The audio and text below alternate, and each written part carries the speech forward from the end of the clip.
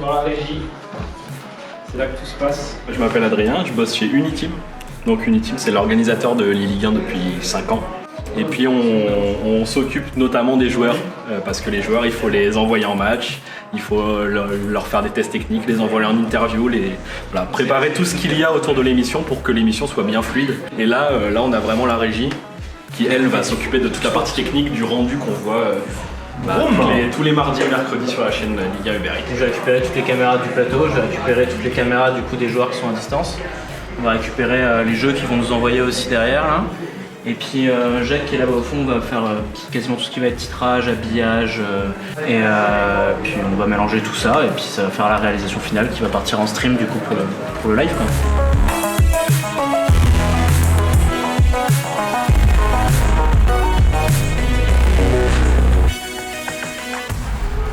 C'est toi qui commande, c'est toi qui analyse, c'est toi qui fais la préparation, tout ça, donc tu peux nous en parler un peu plus.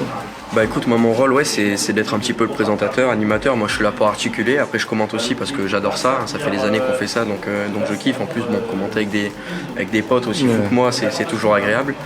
Après, si tu veux, le format de l'émission est très simple. On fait un pré-show où on essaye de changer un petit peu, un jour sur deux, les personnes sur le canapé. On essaye d'analyser un petit peu tout ça. Et après, quand on commente, on s'accorde qui veut commenter quel match. Entre chaque match, on fait des phases de transition où on revient en plateau. Donc, on essaye de débriefer. Ça permet en régie aux joueurs de pouvoir respirer, de relancer le match sans que les spectateurs s'ennuient un petit peu. Et puis nous, comme tu peux le voir, pendant les matchs, on est tranquille. On peut regarder les matchs ou on peut aller s'aérer, aller boire un coup. Il n'y a pas de consigne vis-à-vis de ça. Après, c'est toujours bien de regarder les matchs pour pouvoir en parler. Le retour, on arrive à trouver Mbappé. Mbappé dans la surface de passe. Amad de Serre encore une fois. Et sur le choix des casters, tout ça et tout, c'est comment? C'est entre vous Ouais, c'est entre nous.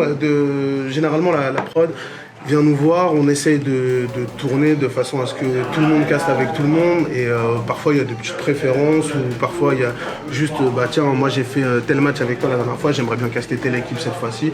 On s'arrange entre nous, généralement, il n'y a pas de souci. On peut même des fois, au dernier moment, on change. Donc on se retrouve avec toi, invité de cette émission, vainqueur de l'E-Ligue 1 Challenge. Qu'est-ce que ça te fait d'être de ce côté-là?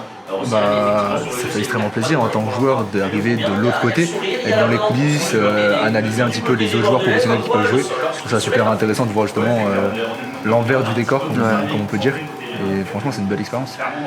Ça te plairait de rester de ce côté-là ou tu préfères rester du côté manette en main?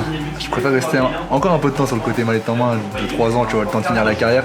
Et après, par contre, c'est quelque chose qui m'intéresse, passer sur du cast, analyse, c'est vraiment quelque chose que j'envisage. Ça va, ça se passe bien là cette année? Ouais, ça se passe grave bien, on est content, on propose du bon contenu. Maintenant, voilà, j'espère que ça va suivre et qu'au playoff, on va péter les scores comme l'année dernière. Ça se passe quand tu prépares là, tes émissions et tout là? On a vu en plus cette année, t'as tes chroniques, tout ça et tout. C'est ça exactement. En fait, moi je prépare en amont. Quand je vois qu'il y a des matchs, j'essaie déjà de me rappeler, de bien remémorer ce qui s'est passé les semaines d'avant. Et puis surtout sur les chroniques, je travaille en amont le vendredi. À partir du vendredi, une semaine à l'avance en général, tu vois, de l'émission que je dois chroniquer, pour faire un petit peu du contenu autour du jeu, surtout tourner e-sport. Et Dims lui se gère un petit peu la partie plus sportive et humaine. 5, allez 3, 2, 1. Bonjour à tous, on est ravis de vous accueillir pour la deuxième partie de cette 5e journée de notre excellent championnat de France e-Ligue 1 avec une nouvelle soirée, beaucoup de matchs au programme.